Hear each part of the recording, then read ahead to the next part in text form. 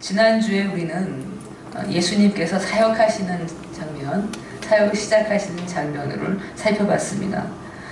세례 요한이 체포가 되고 난 다음에 예수님은 가장 어둡고 천하다고 여겨지는 갈릴리의 가버나움이라는 동네에 정착하셨습니다. 이때부터 예수님은 천국 복음을 전하기 시작하셨습니다. 회개하라, 천국이 가까이 왔느니라 하시면서 제자들을 모으시고 갈릴리 전역으로 두루 다니시면서 약하고 병든 사람들을 치유하셨습니다. 예수님은 사람들이 모이는 곳이라면 어디서든지 말씀을 전하셨습니다. 회당에서 가르치시거나 또 산이든 평지이든 누구든지 모여있기만 한다면 설교하는 장소로 삼으셨습니다. 오늘 본문에는 예수님의 설교 말씀이 잘 기록되어 있습니다. 예수님이 말씀을 전하신 곳은 이방의 갈릴리라고 불리는 곳입니다. 오늘 본문 마태복음 5장은 특별히 예수님이 산에서 설교를 하셨다고 해서 우리가 보통 산상수훈이라고 부릅니다. 이와 비교해서 오늘 본문과 병행하는 말씀인 누가복음 6장의 말씀은 평지에서 하신 말씀이라고 해서 평지설교라고 부르기도 합니다. 마태복음 5장의 산상수훈과 누가복음 6장의 평지설교는 내용이 유사합니다. 예수님은 회당이든 산이든 평지이든 어디에서나 설교를 하셨지만은 특별히 마태복음의 저자인 마태는 유대인들을 대상으로 말씀을 기록했기 때문에 시내산에서 율법을 선포하는 모세를 모티브로 했던 것 같습니다.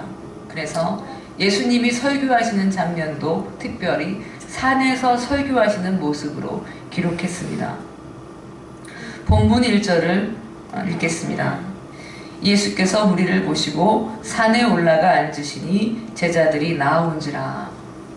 저는 이 장면을 묵상하면서 무리를 보시면서 산에 올라가 앉으시는 예수님을 상상해 봤습니다. 저는 이 무리가 지금 우리 그리스도인 공동체라고 생각합니다. 예수님은 그때나 지금이나 말씀을 들을 사람들을 찾고 계십니다. 보아도 보지 못하고 들어도 듣지 못하는 이 세대 속에서 주의 말씀을 듣기를 갈망하는 하나님의 사람들을 바라보고 계시다는 말씀입니다. 하나님은 지금 한맥교회에서 여러분들을 바라보고 계십니다. 말씀을 듣기를 원하는 사람에게 생수의 말씀을 듣기를 주시기를 원하신다는 말씀입니다. 2절입니다. 입을 열어 가르쳐 이르시되. 아멘. 저는 예수님의 말씀을 듣기 위해서 모여 앉은 사람들의 마음이 되어서 오늘 본문을 묵상해 보았습니다. 예수님이 무슨 말씀을 하실까 기대하는 마음으로 읽었습니다. 그렇게 말씀을 대면해 보니까 오늘 말씀이 참 새롭게 느껴지는 것이었습니다. 사실 오늘 본문 말씀은 너무나 많이 읽었고 너무나 많이 설교를 들었던 말씀입니다. 우리가 흔히 팔복이라고 하는 그런 말씀입니다. 예수님이 말씀하신 8가지의 복의 말씀이 기록되어 있는데 사실 솔직하게 말씀드리면 제가 이 말씀을 읽을 때마다 얼마나 부담을 느꼈는지 모르겠습니다. 가난한 마음으로 살아야 한다. 불의를 보면서 마음 아파하면서 울어야 한다. 온유해야 한다. 의를 위해서 박해를 불사해야 된다. 이런 깨끗한 마음이 되어야 한다. 마치 부담스럽고 지킬 수 없을 것만 같은 그런 명령처럼 제게 들려왔기 때문에 팔복의 메시지를 들을 때는 왠지 많은 부담을 느꼈습니다. 어쩌면 너무나 많이 들었지만 그대로 살 수 없었기 때문에 너무나 이상적인 말씀, 실천에 옮기기에 불가능한 명령처럼 느껴졌습니다. 그런데 예수님의 말씀을 듣기 위해서 모여든 무리가 되어서 제가 이 말씀을 대하고 보니까 더 이상 예수님의 말씀이 명령으로 들리지가 않았습니다. 오히려 저에게는 위로의 말씀으로 들렸습니다. 새벽에 묵상하다가 제 심령의 가운데를 뚫는 것 같은 깨달음이 스쳐간 것입니다. 예수님이 마치 저에게 이렇게 말씀하시는 것 같았습니다. 사랑하는 딸아, 그것은 복이란다. 이런 말씀입니다. 심령이 가난해야 한다 이것이 아니라 심령이 가난한 것은 네게 복이란다. 불의를 보면서 울어라. 그것이 너의 의무다. 그것이 아니라 네가 울고 있느냐? 울고 있는 것 그 자체가 복이란다. 온유해야 한다. 이것이 아니라 네가 온유하다는 것이 그것이 복이란다. 의롭게 살다가 박해를 받고 있구나. 그것은 네게 복이란다. 이렇게 말씀하는 것 같았습니다. 예수님은 모여있는 무리를 보시면서 불쌍히 여기시면서 그것은 네게 복이란다. 이렇게 말씀하고 싶으셨던 것입니다. 실제로 헬라어 본문도 명령형이 아닙니다. 서술형입니다.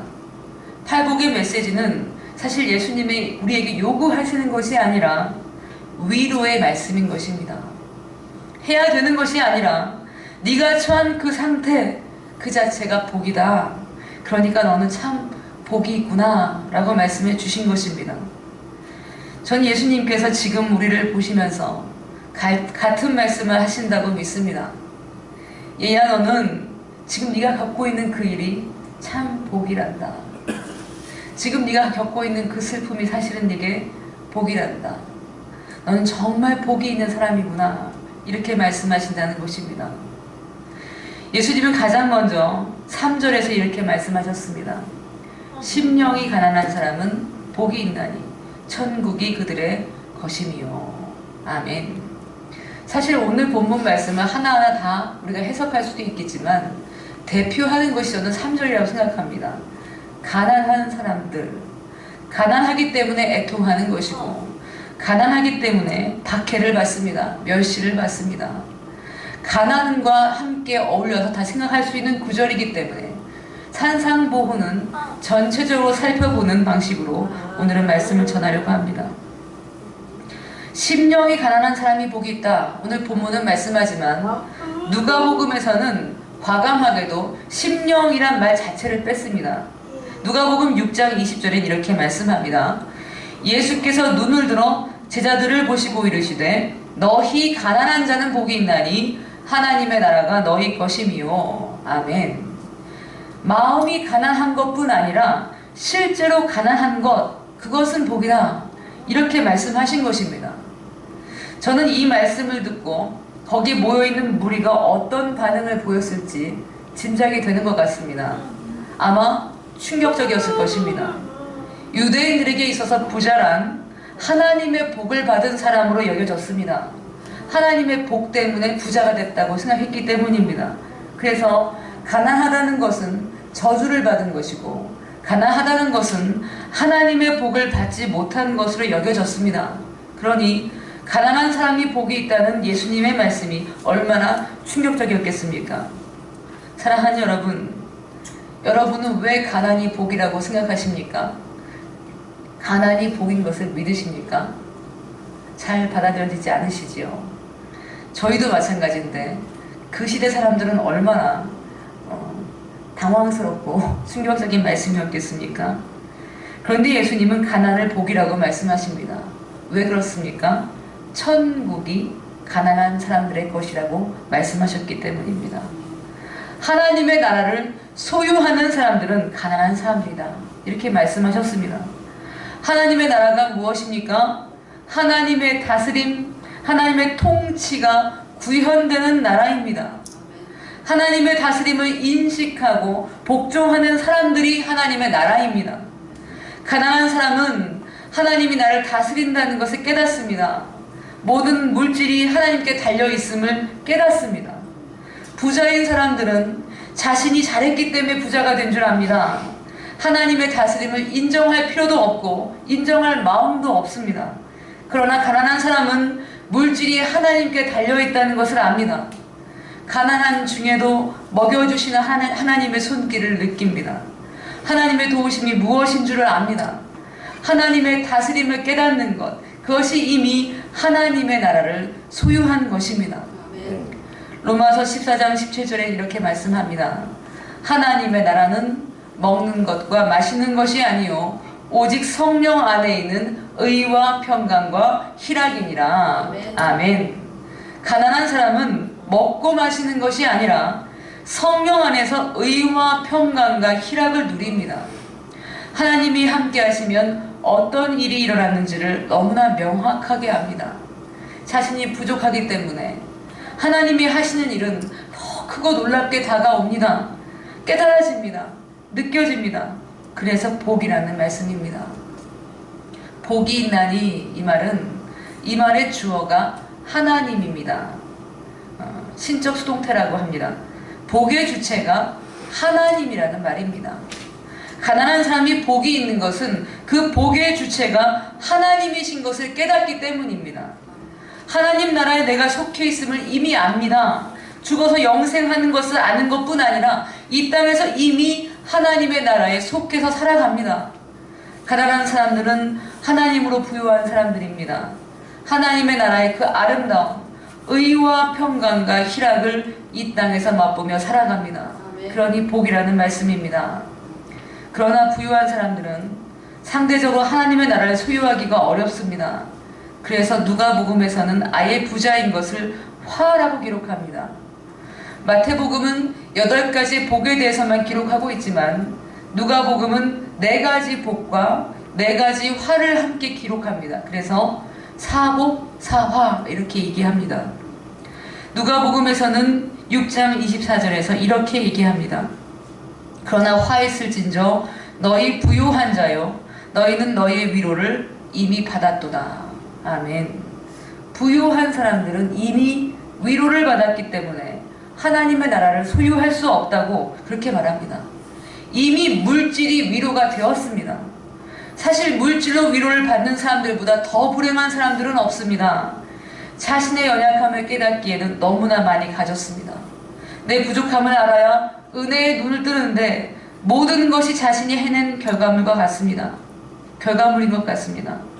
하나님의 은혜인 것을 알면 다른 사람에게 주는 것이 아깝지 않을 텐데 자신의 노력으로 일군 재물이다 보니 아까워서 주는 데에도 인색하게 됩니다. 부자일수록 진정한 친구를 얻기도 힘듭니다. 주변에는 부자를 이용해서 이득을 얻으려는 사람들만 꼬입니다. 많이 가질수록 마음을 나눌 수 있는 친구도 없습니다. 외로워집니다. 게다가 많은 유혹도 받습니다. 어떤 유혹일까요?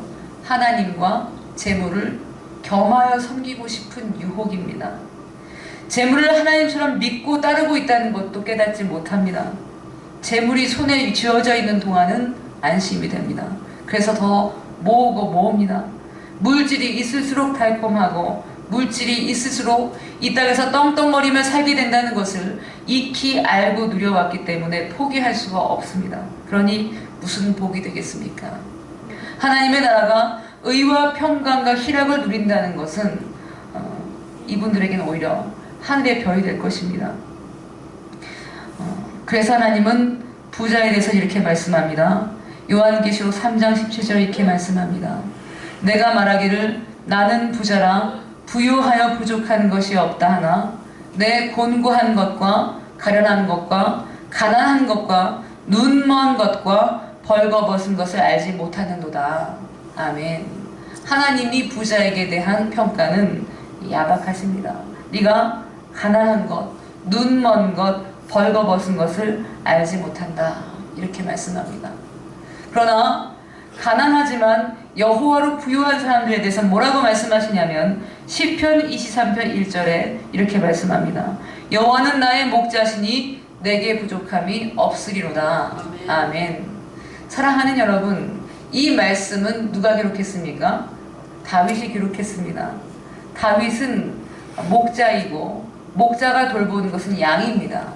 양은 스스로는 움직일 수가 없습니다. 양처럼 가난하고 양처럼 아주 어려운 혼자 있기가 힘든 그런 동물은 없을 것입니다. 스스로 할 수 있는 것이 없는 연약한 동물이 양입니다. 그런데 너무나 즐겁게도 이러한 양이 더 여호와로 인해서 부유합니다. 부족함이 없다고 합니다. 역설입니다. 가진 것이 없고 무능한데 오히려 부족함이 없습니다. 그것이 하나님 나라의 법칙입니다.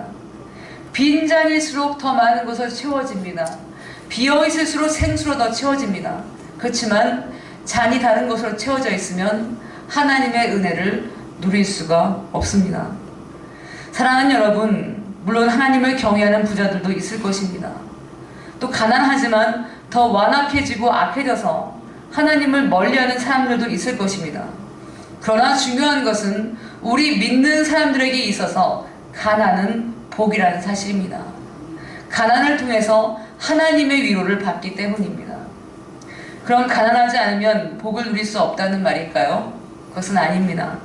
본문 3절에는 심령이 가난한 사람에게 복이 있다고 말씀합니다. 예수님은 우리에게 가난하려고 노력하라는 그런 말씀을 하신 것이 아닙니다. 이 말씀은 모든 일에 자족하라는 말씀입니다. 내가 지금 가난한 중에 있다면 그것은 그 가난이 내게 복이라는 것을 인정하는 말입니다. 그 가난 속에서 천국을 소유한다면 부유한 것보다 훨씬 낫다는 것을 인정하라는 말씀입니다. 그러나 하나님께서 내게 부요를 허락하셨다면 그 부요로 인해서 하나님의 나라를 빼앗기지 않도록 언제나 경계하라는 뜻입니다. 부요에 처해 있어서도 하나님의 나라를 소유하는 인생이 되라는 말씀입니다. 제가 함자를 밝힐 수는 없지만 800명 정도 모이는 교회를 담임하시는 한 목사님께서 제게 이런 말씀을 하시는 것을 들었습니다. 이 목사님은 받으면 무조건 다 나누어 주신다고 합니다. 다른 사람을 위하는 마음도 있지만 사실은 그것은 자신을 위해서 그렇게 하신다고 합니다. 왜냐하면 이 목사님은 어릴 적부터 너무나 가난하게 자라셨습니다. 너무나 못 먹었습니다. 형님만 그래도 공부를 시키셨고 이 목사님은 공부도 나중에 하셨습니다. 또 아버님도 일찍 돌아가셨습니다. 그러니까 너무나 없고 부족한 것을 많이 겪었기 때문에 지금 풍성하고 보니까 이제는 가지럴 욕망이 더 커진다는 것입니다. 이전에 못 먹었던 것이 상처가 돼서 이제는 더 많이 가지는 욕구로 변질되는 자신의 모습을 발견했다는 것입니다. 그래서 일부러 어느 날부터 결심을 했다고 합니다. 내게 필요한 것 이상으로 들어오는 것은 다 주겠다. 다 나눠주겠다. 그렇게 결심하고 나니까 집착이 사라지더랍니다. 많이 풍성하게 가지고 있어도 그 이전에 없을 때보다 더 마음이 가난해지는 것을 느꼈다는 것입니다. 필요한 것 이외에는 하나님께서 다른 사람에게 주라고 주신 것이라고 믿고 주었더니 오히려 가장 좋았던 것은 자기 자신이었다. 이렇게 고백하시는 것을 제가 들었습니다. 그래서 지금은 꼭 필요한 것 외에는 어느 때고 나누어 줄 수 있는 마음의 여유를 가지게 되셨습니다. 이런 분들은 스스로 가난하게 살기를 선택한 것입니다. 가난하게 살도록 선택하는 것만큼 큰 복은 없습니다. 내게 필요한 것만 갖고 펼쳐주겠다고 결심하는 것, 그것이 가난한 마음일 것입니다. 가난한 사람들이 은혜를 누립니다. 빌립보서 4장 12절에는 바울도 이렇게 말씀했습니다. 나는 비천에 처할 줄도 알고 풍부에 처할 줄도 알아 모든 일 곧 배부름과 배고픔과 풍부와 궁핍에도 처할 줄 아는 일체의 비결을 배웠노라. 아멘. 전 여러분들이 이런 분들이 되시기를 소원합니다. 마음이 가난한 사람은 결국 이런 분들입니다. 어떤 상황에서도 하나님의 나라를 누릴 줄 압니다. 그런 분들에게 이미 천국이 그분들의 것이라는 말씀입니다. 사실 팔복은 이상적이거나 불가능한 것이 아닙니다. 불가능한 주문이 아닙니다. 사실은 팔복의 목록이야말로 여러분 가장 합리적이고 지혜로운 삶의 자세입니다. 어쩌면 이미 많은 사람들은 많이 가진 것이 복이 아니라는 것을 알고 있을 것입니다. 예수님을 믿지 않는 사람들도 깨닫는 부분일 것입니다. 늘 일이 잘 풀리는 것만이 꼭 좋은 일은 아니라는 것도 잘 알고 있습니다. 실패를 통해서 더 많이 배운다는 것도 사람들이 압니다. 믿지 않는 사람들도 고난을 통해서 철이 듭니다. 남에게 억압당해 본 사람들이 억압당한 사람들을 대변하는 법이고 질병으로 고통을 당해본 사람들이 더 환자를 성실껏 돌봅니다. 사실 가장 지혜로운 삶이란 팔복의 목록대로 사는 것이라는 것을 연륜이 쌓일수록 지혜롭고 철이 들수록 더 깨닫게 된다는 말씀입니다. 예수님은 울라고 하십니다.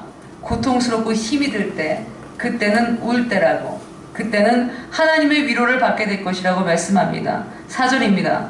애통하는 자는 복이 있나니 그들이 위로를 받을 것이며 아멘. 또 예수님은 온유한 사람들은 복을 받을 것이라고 말씀하십니다. 남을 긍휼히 여길 줄 아는 사람은 하나님께서 긍휼히 여기실 것이라고 말씀하십니다.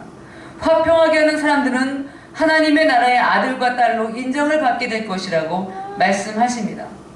사실 온유하고 긍휼한 마음을 가진 사람, 화평을 이루는 사람들이 한동안은 이 세상에서 손해를 본 것 같고 치이고 많은 어려움을 겪는 것 같지만 시간이 흘러서 결과를 보면 결국 가장 지혜로운 사람들이라는 것을 깨닫게 됩니다.